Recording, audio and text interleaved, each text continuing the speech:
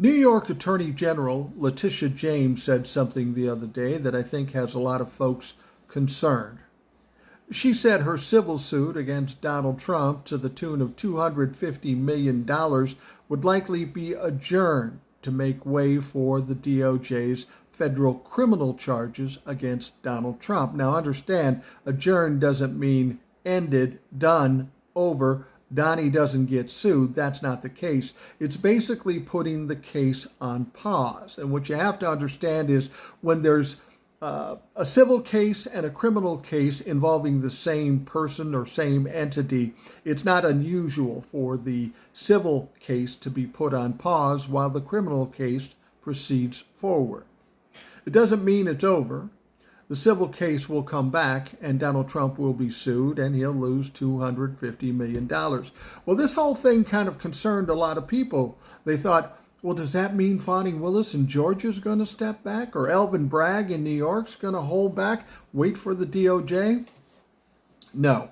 In fact, somebody asked that of Fani Willis, and she didn't say this in so many words, but she said, fuck no, wait till August, you'll see.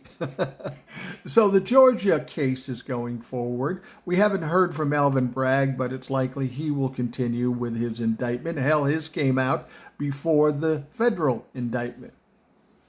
The other thing you have to consider, there's a lot of activity going on with Jack Smith. Of course, we have the January 6th indictment coming. Without questions, that's coming.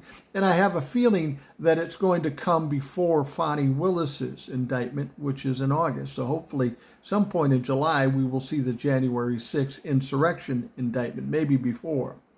But we also have a couple of other things to consider with Jack Smith that we heard about.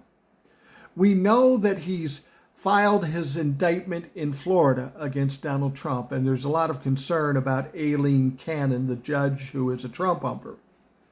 They're going to ask her to recuse herself, or maybe she'll be forced out. But there's talk that Jack Smith is a crafty guy, that maybe he's got something in his back pocket. It was really interesting that Donald Trump had 300 documents, yet they only charged him with 37 crimes. That's weird. Why not charge him for all of them? Well, not all the crimes happened in Florida. Some happened in New Jersey. And maybe Jack Smith at some point is going to pull that out of his pocket and say, oh yeah, almost forgot about that. Here's some indictments in Jersey.